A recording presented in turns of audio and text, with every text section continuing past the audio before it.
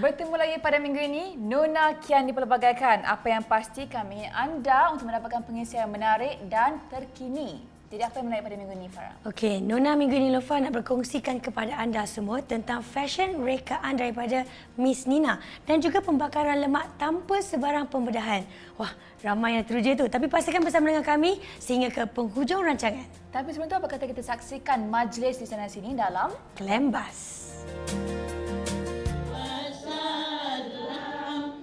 Anak adalah anugerah ilahi. Sempena menyambut kelahiran puteri sulung mereka, pasangan pelakon Azad Jasmine dan Ira Shazira mengadakan majlis kesyukuran dan cukur jambul. Kegembiraan menjadi ibu dan bapa kepada si kecil Amara Sofia Rose ini jelas terpancar pada wajah Azad dan Ira. Isteri saya ni saya rasa macam baru cinta, tak rasa macam kahwin pun. Macam keluar dating lagi kan. Tiba-tiba tengok ada anak ni rasa macam dia ada lagi satu kami. Memang happy lah sebenarnya. Memang seronok sebab perasaan ibu bapa ni dia lain daripada perasaan seorang lelaki dengan perempuan bujang. So teruja lah. So seronokkan dia tu pada orang yang dah kahwin saja boleh rasa. Bagi pasangan ini, persediaan menyambut anak sulung bermula sejak mereka mula merencana nama Amara sejak alam percintaan lagi. Nama Amara Sofia Rose, sebenarnya kami pilih diorang masa bercinta-cinta dulu. Duk tanya, kalau kahwin ada anak, nak buat nama apa? Mula Sofia kan, Azad suka Rose, Ira suka nama Sofia. Tapi ada meaning lah, nanti kita cari nama depan tu, kita refer pada buku agama. Jadi kita cari tengok Amara macam unik. Jadi Amara maksud dia a lady with strong iman. Sofia is cantik menawan lah. Rose is bunga Dan Rose mawar. Rose ni sebenarnya saya terfikir lama dia gabungan dua orang yang paling saya sayang, iaitu mak saya dan juga mak mentua saya. So mak saya nama dia Roshidah, mak mentua saya nama Rohani. So Rohani campur Roshidah dia jadi Rose. Dia terlekat bunga pula tak pasal-pasal. Tidak mahu si kecil ini mengikuti langkah mereka dalam dunia seni. Baik Azad Jasmine maupun Ira Shazira mengharapkan anak mereka menjadi anak yang solehah seindah nama Amara Sofia Rose.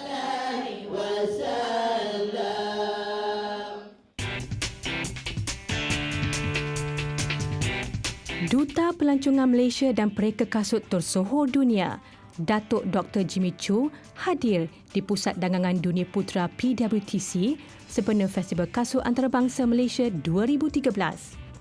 Festival tahunan yang dirasmikan Menteri Pelancongan, Datuk Seri Dr. Ng Yen Yen, memperlihatkan peragaan koleksi kasut dari pereka muda tempatan selain pameran dari 150 jenama kasut. I'm here, that's why Dr. Sri Yen Yen said Jimmy Choo is all over the world. It's an international shoe designer. But people know I'm here, people know I'm come back to put all my heart to the young generation, to create more tourism, to create more job for the country, and create more young people, more talented young people in our own country, you see. Sebagai acara kemuncak festival, Datuk Jimmy memperkenalkan koleksi eksklusif beliau bertemakan fabrik tempatan yang diberi nama Mahkota. People think about the fabric maybe cannot be made shoe, only for clothing. But I can tell them fabric can be turned up to the shoe as well, because I've been doing it for 25 years. I have all the experience from my late father, taught me how to making shoe, designing shoe. Plus I'm studying in overseas London. I went to Coventry College to do my designing course. So fabric can turn up to shoe as well. If you look at in the old day, people only use fabric for the royal family and all that thing. But now I tell them we can do shoe as well. That's why it's very important to let the young people, Malaysian young people, believe themselves. I want to be a shoe designer. I want to be a shoemaker. There's nothing wrong for that, you see. Elemen fabrik tradisi pada koleksi eksklusif Jimmy Choo di peringkat antarabangsa membuktikan kekayaan warisan negara yang tidak harus dibiar luput di telan zaman.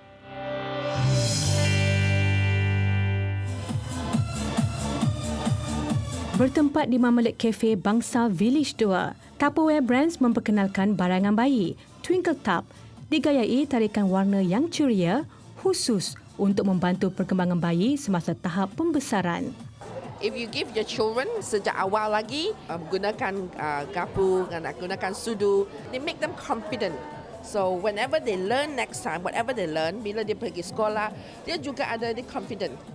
Sebab dia dah sejak kecil, dia sudah pandai makan sendiri. Dinas Mokhtar, pelakon dan ibu kepada dua cahaya mata ini berpendapat pendidikan kepada si manja perlu diberi pada awal usia.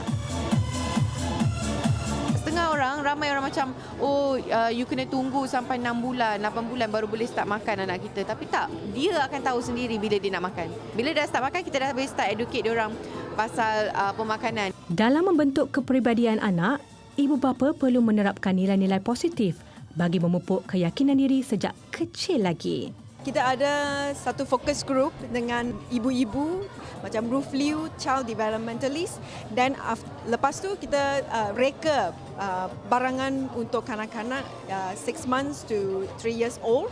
And then after that kita cuba lagi, bagi dia cuba ujian, study, baru kita reka produk yang final Twinkle Tub ini.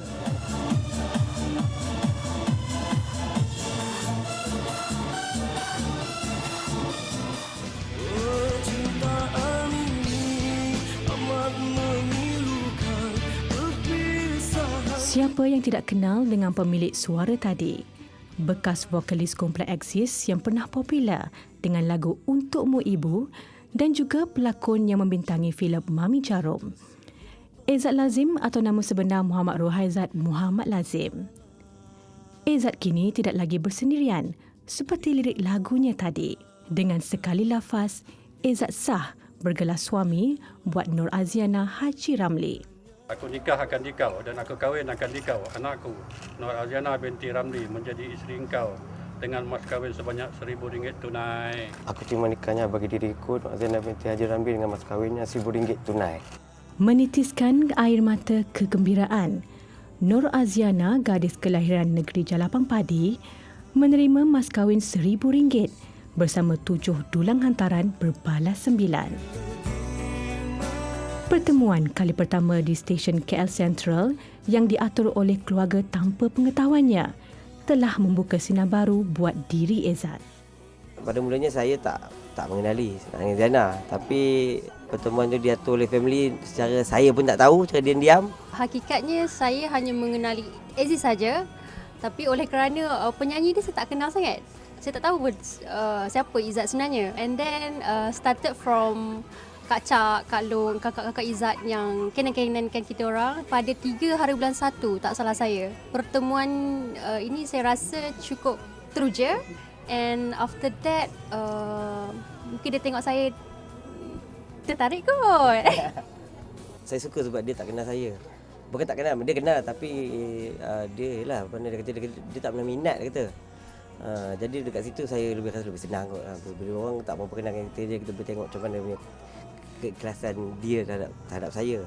Tanpa disedari, sebenarnya Izzat dan Nur Aziana pernah bertemu. Tetapi ketika itu, mereka tidak menyedari kewujudan antara satu sama lain. Mungkin macam pernah tengok dia ni kan. Macam pernah tengok, rupanya, dia ni macam pernah tengok tapi tak tahu kat mana. Rupanya saya pernah tengok dia sebelum ni. Rupanya dia berlakon sama cerita Mami Jarum. Tapi dia babak dia yang mula. Tapi saya tak sangka ya. Itu jodoh saya.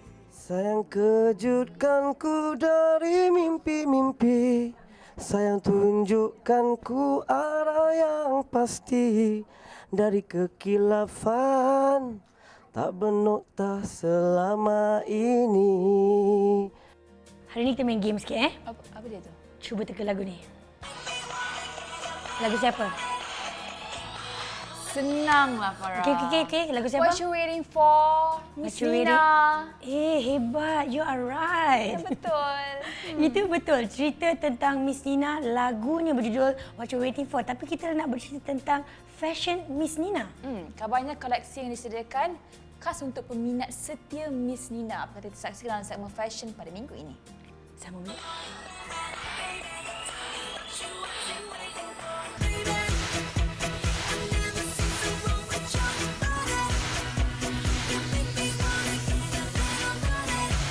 Ramai artis kini menceburkan diri dalam bidang perniagaan. Antaranya Miss Nina yang kini melebarkan bakatnya dalam bidang fashion. Maka, lahirlah rekaan fashion jalanan yang santai dengan pelbagai warna terang. Miss Demeanor is Nina punya fashion label, which I started time Nina released my first album, What You Waiting For, tahun 2010. Music dengan fashion, Nina rasa is something that plays hand in hand together. Without music, tak ada fashion. No fashion, no music. I love fashion since I was a kid. Influenced daripada my mom, my sisters. You know, we all suka dress up time kecil. You know, and then I pun suka beli fashion magazine, tengok music videos. I'm living my life, 'cause this is my time, and I feel like touching the sky. I traveled the globe, I want you to... Miss Demeanor basically is seorang gadis who knows how to carry herself. So, kononnya lah macam demeanor, your demeanor can be cute, a cute demeanor, a sophisticated demeanor, you know, maybe a sexy demeanor or a very street demeanor. My latest collection is much more of a sophisticated demeanor, more feminine. Okay, so this dress is suitable sesuai untuk everyday wear. It's I call it the summer dress, and it's made from chiffon. Chiffon is a very light material, perfect for hot weather like in KL.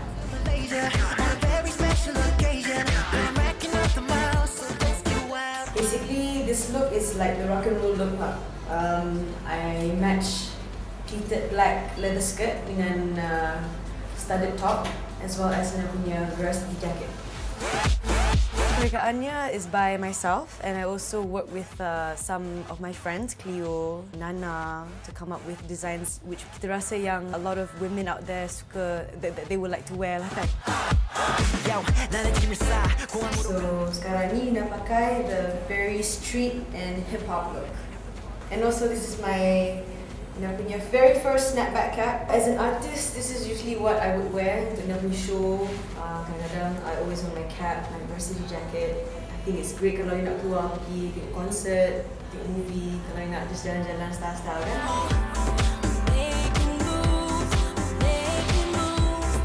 So kali ini I'm wearing something that is very casual. Chiffon shirt mixed dengan leather trimming pockets, as you can see here. Leather and chiffon and also pleats are very in now. And I also matched it with Nina punya own leather leggings.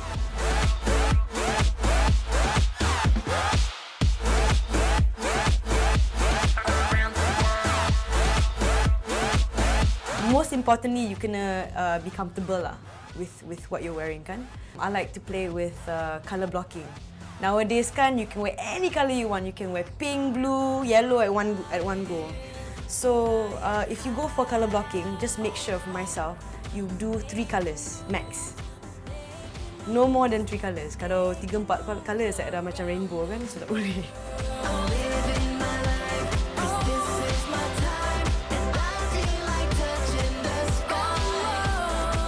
Nina, of course, you know, I wish one day Nina pun boleh jadi macam Kimora Lee Simmons kan. She has dia punya empire.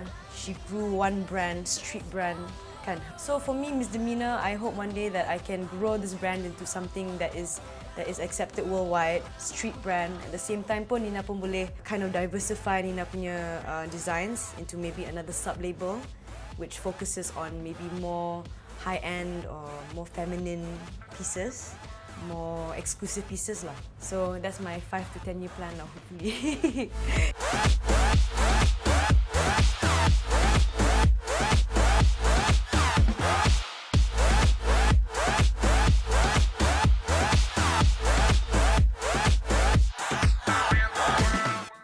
Kurang upaya tidak bererti kurang segala-galanya. Malah ada yang lebih berjaya daripada kita yang sempurna. Bersama mereka yang bersemangat wajar dan tidak menjadikan kekurangan sebagai penghalang selepas ini. Ketika doktor memberitahu yang saya tidak boleh dibuat pembedahan, saya dah macam rendah diri, saya memikirkan satu perkara, bagaimana sekolah saya, bagaimana masa depan saya.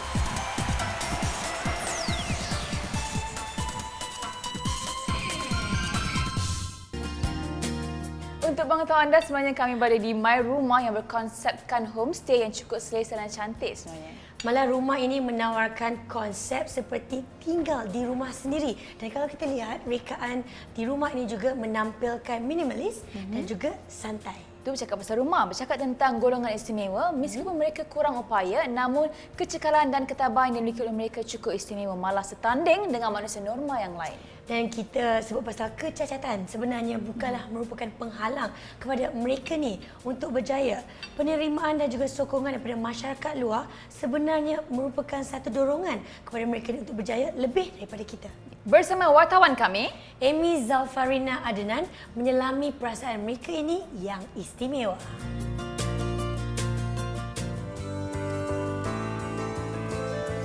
Hendak seribu daya, tak nak seribu dalih. Kekurangan diri bukannya menjadi penghalang untuk seseorang kelainan upaya memajukan diri ke peringkat yang lebih tinggi. Selain sokongan daripada pelbagai pihak, apa yang paling utama adalah kemahuan, usaha serta sikap mahukan perubahan. Suatu ketika dahulu, Norisa Baharom, 37 tahun, adalah wanita normal. Namun, ketika berusia 15 tahun, Norisa disahkan mengalami kerosakan tulang belakang dan membuatkan dia lumpuh. Ketika doktor memberitahu yang saya tidak boleh dibuat pembedahan dan tidak boleh mengubah keadaan saya dah macam rendah diri, saya dah down, saya dah macam semangat saya hilang, tapi saya tak tunjuk depan keluarga. Saya memikirkan satu perkara, bagaimana sekolah saya, bagaimana masa depan saya. Wanita berasal dari Muar Johor ini akhirnya akur dan reda atas segala ujian yang diberi. Norisa sentiasa berfikiran positif, lalu menganggap kelemahannya itu sebagai kekuatan untuk bangkit mengubah nasib diri. Orang OKU ni kena keluar daripada tempurung kan. Saya ni yang saya rasa teruk, cacat teruk ni, kursi roda ni, rupanya dekat sana ada yang lebih teruk. Kenapa saya hanya kaki yang tak boleh jalan? Kenapa saya tak gunakan nikmat yang ada sekarang ni untuk memajukan diri saya? Demi untuk berdikari, Norisa pernah bekerja sebagai kerani di sebuah pusat kebajikan dengan pendapatan bulanan RM150 sahaja pada tahun 1996. Seterusnya, Norisa menimba pengalaman lagi di sebuah syarikat telekomunikasi. Alhamdulillah saya berjaya dapat jawatan penolong pegawai teknologi maklumat di sektor kerajaan. Alhamdulillah saya dapat menyesuaikan diri saya dan mereka tak anggap saya OKU pun. Saya dah bercampur dengan orang biasa. So saya kena terima dengan cara orang biasa punya pergaulan dan juga gurauan. Di Suruhanjaya Perkhidmatan Awam, Norisa bertugas sebagai pereka grafik laman portal dan penyunting video sejajar dengan kelulusannya dalam diploma multimedia. Walaupun dia kelainan upaya, tapi seharian cara dia bekerja semua dia macam tak menunjukkan yang dia tu kurang upaya. Semangat dia tu, yang cara bekerja dia tu menyebabkan perkara tu sikit sebanyak macam memberi inspirasi kepada orang lain lah. Jadi macam tak ada alasan sebenarnya. Jadi kalau fikir boleh tu memang boleh lah. Dia memang profesional. Sebagai seorang yang berpengalaman, dia selalu memberi macam nasihat kepada kami lah. Sebenarnya saya seakan-akan terlupa bahawa beliau ni adalah seorang yang kurang upaya. Sebab sikap dia, attitude dia adalah lebih daripada orang normal sendiri. Maka tidak heranlah wanita cekal ini sering dianugerahkan tokoh pekerja terbaik sepanjang berkhidmat dengan Suruhanjaya Perkhidmatan Awam. Selain itu, Norisa juga aktif dalam sukan dan kini bergelar pemain tenis Paralimpik negara. Pelbagai anugerah diperolehi sepanjang pembabitan beliau dalam sukan tenis sejak tahun 1999.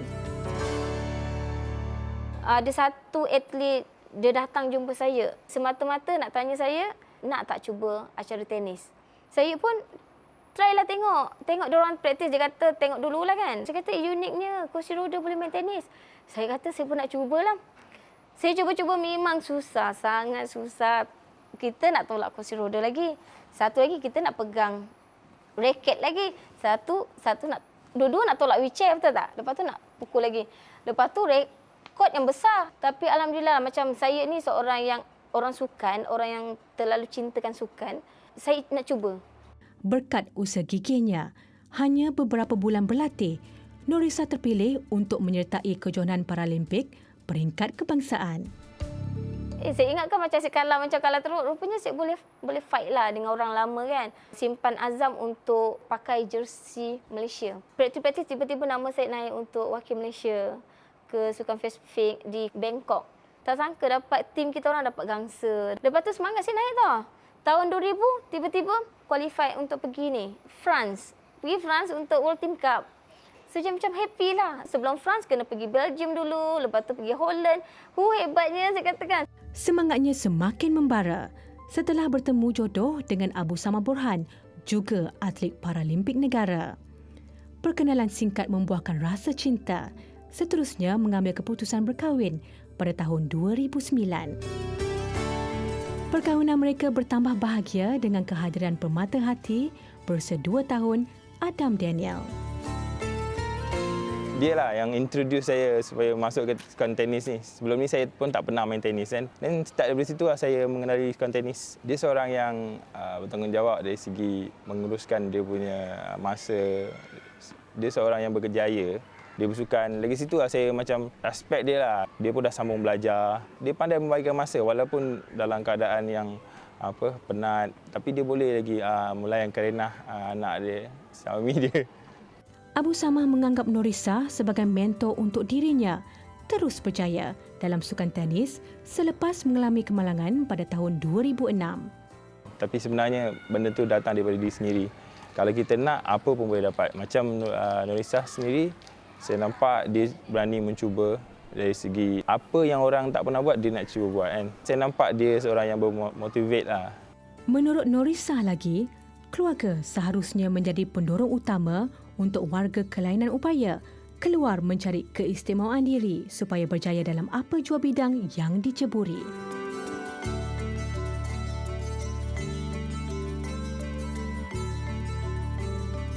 Ana Lu, 43 tahun, cacat penglihatan sejak berusia 15 tahun. Wanita berasal dari Butterworth, Pulau Pinang ini tidak pernah kenal erti jemu untuk meneroka sesuatu yang baru dalam usaha meningkatkan taraf hidupnya. Masa Ana belajar di tingkatan 3 di konvent Butterworth, Ana mengidap penyakit meningitis. Virus di spinal cord. So virus naik ke otak, lepas tu damagekan urat optik mata. Masa tu memang tak boleh terima lah, cukup sedih lah. So gradually mata tu kabur. Makin hari makin kabur, makin hari makin kabur. Then from there, Ana belajar Braille, teruskan pelajaran sampai Form 5 lah. Anak kedua daripada 3 adik-beradik ini pernah bekerja sebagai penyambut tetamu selama 10 tahun di sebuah syarikat pembangkang tempatan sebelum memulakan perniagaan sendiri. So dalam weekend tu, Ana rasa nak kerja part-time. Ana pun datang Brickfields cari kawan-kawan yang senior pun suruh mereka ajar macam mana nak urut and all that lah. Menurut Ana, ramai pelanggannya berpuas hati dengan perkhidmatan yang diberikan. 6 tahun, Ana pun dah okey, dah pandai belajar, dah pandai urut. So masa tu Ana masih kerja di bank. Kebetulan ada satu kedai tu dia nak cari partner. So Ana pun masuk sebagai sleeping partner saja. After that, partner Ana tu dia tak nak lagi teruskan bisnes dengan Ana. Dia kata dia nak balik Sarawak. So Ana ambil kesempatan tu untuk ambil sepenuhnya bisnes tu lah. Ana pergi belajar dekat Team Body Care Center dekat PJ untuk dapat sijil lah, untuk certify sendirilah sebagai profesional juruurut. Setelah menguruskan perniagaannya, Ana akan ke Persatuan Orang Buta Malaysia, MAB, bagi meneruskan tugasnya sebagai penyelaras program.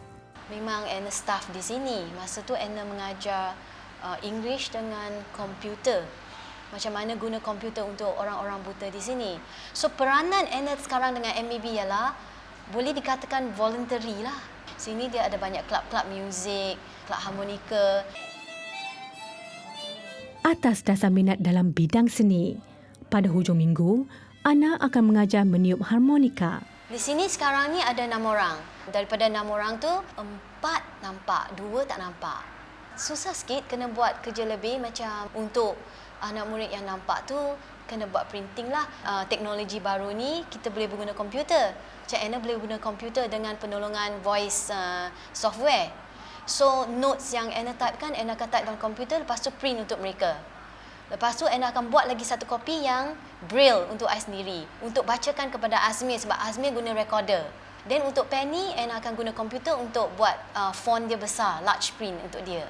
Macam Aina seorang yang kelainan upaya, dia mengajar seorang yang kelainan upaya, saya lebih senang belajar dari Aina daripada saya belajar dengan orang yang nampak. Sebab orang yang nampak mungkin dia tidak boleh patient, dia tidak boleh bersabar, tapi Aina dia tahu berapa susah dia belajar benda ni kan. Dan dia ajar kita cara teknik dia tu. Supaya kita faham macam mana cara kita nak hafal lagu, macam mana kita nak kenalkan do re mi ni semua note. Dia ajar caranya, dia dah belajar dulu susah. Selain daripada dia kerja urut, dia buka kedai sendiri, dia pun ada join kita punya dancing class. Sangat senonoh lah join dia punya kelas. Dia tak nampak, kita pun faham kan. Kadang-kadang saya boleh nampak sikit. Saya akan bacakan note untuk dia. Kadang-kadang Anna, dia tak dapat braille lagi kan. Kita akan saling bantu-membantu lah. Ibu kepada dua cahaya mata ini terus berjuang walaupun pernah menerima pelbagai rintangan dan cabaran dalam meneruskan kehidupan. Selepas Anna datang buat pemulihan di sini dan selepas Anna bekerja sebagai businesswoman dengan seni yang Anna menceburi ini, Anna nak bagi tahu orang di khalayak, orang ramai yang orang cacat penglihatan memang boleh buat banyak yang even orang normal tak boleh buat. Di mana ada kemahuan, di situ ada jalan. Begitulah yang dapat digambarkan buat dua wanita kelainan upaya ini. Kekurangan yang ada tidak mematahkan semangat mereka, malah menerimanya sebagai ketentuan ilahi. And words are all I have to take your heart away. Lemak yang terkumpul adalah antara penyebab kegemukan. Memang tidak dapat dinafikan lemak ini memang sukar untuk disingkirkan. Namun dengan adanya teknologi yang terbaru, ia mampu diatasi. Bagaimana? Nantikan selepas ini. Itu isu pendidikan. Walaupun pasangan kita tu ya pendidikannya tidak tinggi daripada kita, tetapi yang penting kematangannya.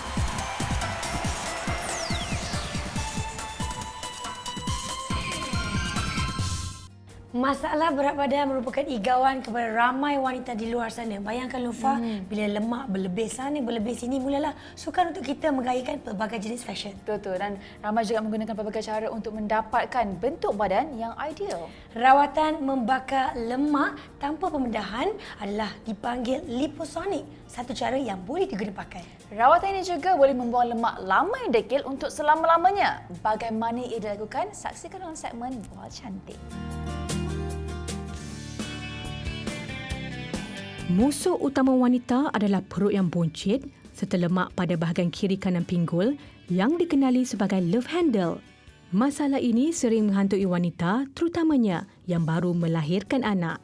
Bersesuaian dengan perkembangan teknologi yang semakin canggih, kaedah pembuangan lemak degil tanpa pembedahan boleh dilakukan dengan menggunakan teknik yang dikenali sebagai liposuction.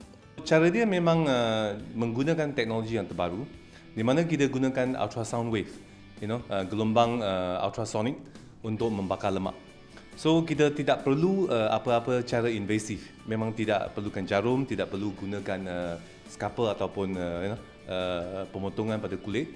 Biasa untuk membentuk lah. Kalau betul-betul untuk mengurangkan berat badan, kita masih galakkan cara-cara diet dengan exercise yang sihat. Ini cuma tempat-tempat tertentu yang mempunyai lemak yang berlebihan. Kalau orang yang terlampau gemuk seperti BMI yang terlebih lebih daripada 30, kalau kita boleh kurangkan 1 inci pun mungkin untuk diorang masih nampak gemuk, right? So not really suitable, sesuai untuk orang-orang yang terlampau gemuk. Rawatan yang mengambil masa 1 jam ini dikatakan boleh membantu membuang lemak degil sekurang-kurangnya 1 inci. Namun begitu, hasilnya tidak boleh dilihat serta-merta dan memerlukan masa 8 hingga 12 minggu di mana sisa-sisa lemak akan keluar secara semula jadi melalui sistem perkumuhan. Yang penting kita mesti ada lemak yang sekurang-kurangnya 1 inci. Right? Kita akan pinch, akan check kandungan lemak dalam badan. Lepas tu biasa patient cuma rehat, baring pada katil, dan kita akan menumpukan alat tu pada permukaan kulit sahaja. So proses dia kita akan berulang pada tempat yang sama lebih kurang 3 hingga 4 kali. Dan biasa dalam 1 jam kita akan sempurna. Dikatakan selamat serta tidak mempunyai kesan sampingan, maka tidak heranlah sekiranya ia bakal menjadi pilihan wanita sebagai alternatif baru untuk memiliki tubuh yang sempurna. Bagi pesakit yang pernah menjalani rawatan ini, mereka akui akan terasa sakit sedikit semasa berlakunya proses pembakaran lemak dengan menggunakan ultrasound berkuasa tinggi. Namun, ia bergantung pada tahap tahan sakit pesakit berkenaan. Terdapat sesetengah pesakit yang hanya rasa seperti semut-semut sahaja. Ketika rawatan ini, keadaan kulit pesakit tidak akan terjejas kerana rawatan ini hanya memfokuskan kepada lapisan lemak yang terletak pada bahagian bawah permukaan kulit. Memang dalam 3 bulan ini saya rasanya berkesan untuk saya sebab saya punya pakaian pakai tengok lebih cantik sikit. Sebab dulu kita pakai dumping yang besar sikit. Ada orang dia ingat saya masih mengandung mungkin 2 bulan atau 3 bulan. Sebab itu dumping yang ada besar sikit di depan. Walaupun rawatan ini dapat membantu menyingkirkan lemak, namun ia tidak bermakna anda boleh makan sesuka hati. Sebaiknya, kawallah pemakanan anda supaya lemak baru tidak akan terbentuk semula.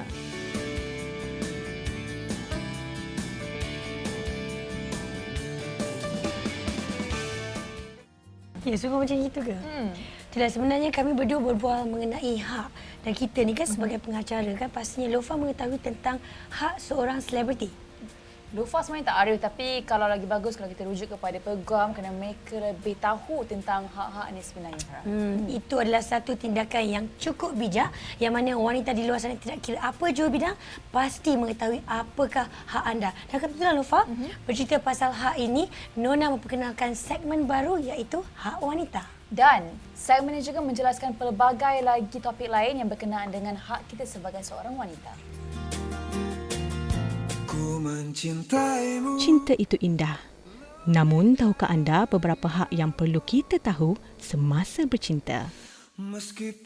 Semasa bercinta, selalunya kita akan diketengahkan tentang hak-hak atau tentang perkara-perkara yang indah sahaja. Sebenarnya yang paling utama sekali, kita lihat apa yang tidak elok ni dulu sebelum kita lihat apa yang eloknya. Yang pertama kita lihat ketentuan agamanya. Sama ada dia semasa bercinta, ya, adakah dia bila solat, berhenti solat dan sambung balik bercinta. Kedua, kita tentukan keluarganya. Jika kita tak tahu langsung pasal keluarganya, bermakna kita tidak akan tahu tentang diri dia. Dan ketiga, bila kita lihat pula keluarganya, kita lihat pendidikannya pula. Kita inginkan seseorang itu menjadi ketua kepada kita. Bermakna taraf pendidikannya mestilah lebih tinggi pada kita. Itu isu pendidikan. Walaupun pasangan kita tu ya pendidikannya tidak tinggi daripada kita, tetapi yang penting kematangannya, kesabarannya untuk mengatasi masalah-masalah semasa kita bercinta. Seterusnya, usia, rupa paras juga diambil kira. Kerana bila kita bercinta, kita nak tengok muka dia sepanjang masa. Bila kita bercakap tentang kelemahan, kita lihat sifat-sifat yang melambangkan kelemahannya seperti panas baran, seperti tidak menepati masa. Bermakna kita kena pandang diri kita sama ada boleh tak kita atasi sifat-sifat kelemahan dia tu dengan sifat-sifat kita pula. Kita juga harus jujur ke atas diri kita sama ada kita juga mempunyai kelemahan-kelemahan kita. Kita juga terpaksa memberitahu pasangan kita kelemahan-kelemahan yang kita ada. Seperti kita, kebanyakan wanita sekarang yang tak suka memasak, tak suka mengemas. Kita menganalisa sifat-sifat kelemahan pasangan kita dan kita beritahu juga sifat-sifat kelemahan kita. Maka pada ketika itu kita tahu sama ada kita serasi atau tidak. Akhir sekali, ya, selamat bercinta dan bercintalah dengan jujur dan alamilah proses percintaan dengan sewajarnya. Pada minggu hadapan, kita akan cuba mengupas kembali perkara-perkara yang melibatkan hak pertunangan. Yakinlah bahwa engkau adalah cintaku yang ku cari selama ini. Pernah bergelar personaliti TV dan antara pengacara awal program di TV3 dan kini beliau cukup berjaya. Siapakah dia? Jangan ke mana-mana, nantikan selepas ini. Berkat segala-galanya itu yang dikatakan duit. Doa, usaha, ikhtiar, tawakal.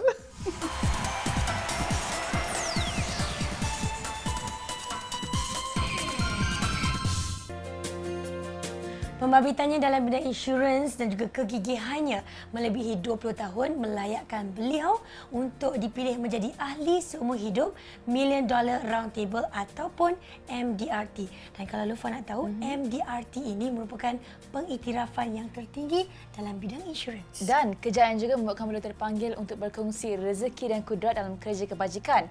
Pernah bergelar personaliti TV3 suatu ketika dahulu bersama Laila Johari dalam segmen Personality Nona.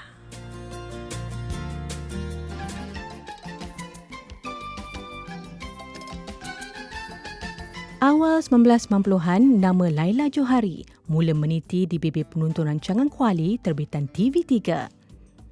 Rancangan masakan itu cukup popular dan dikendalikannya selama 8 tahun secara separuh masa. Kini namanya terkenal dalam industri insurans dan pengurusan kewangan, malah telah meraih pelbagai anugerah bertaraf antarabangsa. Pengalamannya selama lebih 20 tahun dalam bidang ini telah membantu ratusan orang untuk mendapatkan kehidupan yang lebih baik dan terjamin. Saya dah pun mengikut dan berjinak-jinak dalam bidang insurans. Tahun 1990, saya mengambil keputusan untuk melakukan dia secara full time. Kuali buat juga. Ia memang memberikan banyak peluang. Sebab bila orang kata, Laila Johari, Kuali, okey. Apa kata datang ke pejabat? Ada yang tak mengambil polisi insurans tapi nakkan resepi-resepi. Memang kelakar. Saya telah diberikan satu, orang kata, a challenge. Mereka mengatakan belum ada lagi Bumiputra yang menjadi member of $1 Million Round Table. Memang benda yang, orang kata, sesuatu yang besar. Berkat dengan ketegasan dan kepercayaan pada diri sendiri, Laila tulis surat, telefon kawan-kawan, telefon cikgu, telefon siapa sajalah memberikan berita yang Laila ingin mengambil challenge tersebut. Ya. Alhamdulillah, saya dan 3 orang lagi berjaya menjadi penyelia kewangan Bumiputra yang pertama di dunia, ya, mencapai $1 Million Round Table and it's based in USA. Walaupun latar belakang akademiknya sekadar saja pelajaran Malaysia, dia tidak menjadikannya sebagai penghalang cita-cita untuk berjaya. Walaupun hanya cukup sampai ke SPM saja, jadi apa yang saya tak buat dah. Jual lipstick, jual t-shirt, dan apabila dibawa dan diperkenalkan dalam bidang insurans, saya rasa inilah dia. Allah dah membawa saya ke satu pekerjaan yang saya sayang dan saya suka sebab saya dapat bertemu dengan berbagai manusia, kan, orang kata kaya, miskin, tinggi, rendah, cantik, lawa, segala-galanya, dan paling istimewa mereka yang berjaya. Arwah ayah memang selalu menasihatkan, believe in yourself, tell the world you nak buat apa, tapi tambahkan usaha, tambahkan doa. Jadi berkat segala-galanya itu yang dikatakan duit. Doa, usaha, ikhtiar, tawakal. Dia turut menegaskan betapa pentingnya merancang dan mengurus kewangan dengan betul untuk kehidupan yang lebih selesa, terutama untuk membebaskan diri dari bebanan hutang. Untuk mengurangkan hutang, kredit kad jangan banyak. Just have one. Selain itu, we have to what we call keeping score. I tell the children to keep score of duit yang mami bagi setiap hari. Tulis 10 sen beli curry puff, RM1 beli canned drinks. So bila hujung bulan kita duduk bersama tengok, okey dek, kalau adik dapat menyimpan, mami akan double the saving. Dan mereka punyalah seronok, katakan pegang buku sendiri tengok, okey next year nak tambahkan lagi. So, ia menjadikan satu aktiviti keluarga. Mula didedahkan dengan kerja-kerja kebajikan sejak kecil lagi. Beliau kini menjadi Presiden Persatuan Seraptemis International Damansara yang mempunyai ahli dengan latar belakang yang berbeza. Kerja-kerja kebajikan alhamdulillah telah diserapkan dalam hati naluri saya sejak arwah ayah lagi ya. Memilihlah banyak juga rumah anak yatim, rumah-rumah kebajikan, tak kira sama ada adalah rumah kebajikan orang Islam, India, Cina. Ada je apa yang mereka perlukan, saya cuba membantu. Kerana kadang-kadang kita tak dapat mencuba membantu dari segi kewangan. Jadi kita membantu dari segi minda. Okay, what kind of project yang kita buat? Ya, kelab kami kecil aja, 15 orang. Tapi projek-projek yang telah kami lakukan adalah projek yang sungguh besar sampai telah pun memenangi United Nations punya awards. Kami mempunyai lebih kurang 14 rumah-rumah kebajikan yang kami bantu dari segi tuition, wang ataupun microcredit untuk ibu tunggal, menjanakan kewangan. This is the kind of things that we do yang mendatangkan nikmat yang tak ada siapa yang boleh memberi kecuali Allah SWT. Wanita berdarah campuran Melayu Portugis ini sering berfikiran positif. Baginya, aura positif akan menjadikan hari-hari yang dilalui lebih baik untuk mencapai impian setinggi langit.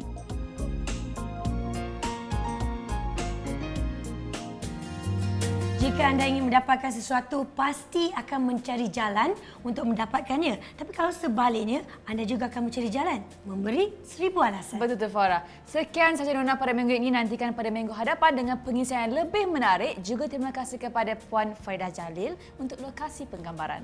Okeylah, kepada anda yang mungkin sedang berbual dan memberikan pelbagai pendapat dan juga pandangan, hantarkan ke nona@tv3.com.my. Dan kepada mereka yang suka dengan social media, ada Twitter, Facebook dan juga Instagram. Ya, dan kepada anda yang terlepas pada episod-episod yang lalu, boleh juga layari www.tonton.com.my. Saya Nonya Lufa. Dan saya Farah Fazana. Jumpa lagi. Selamat berjumpa minggu. Assalamualaikum.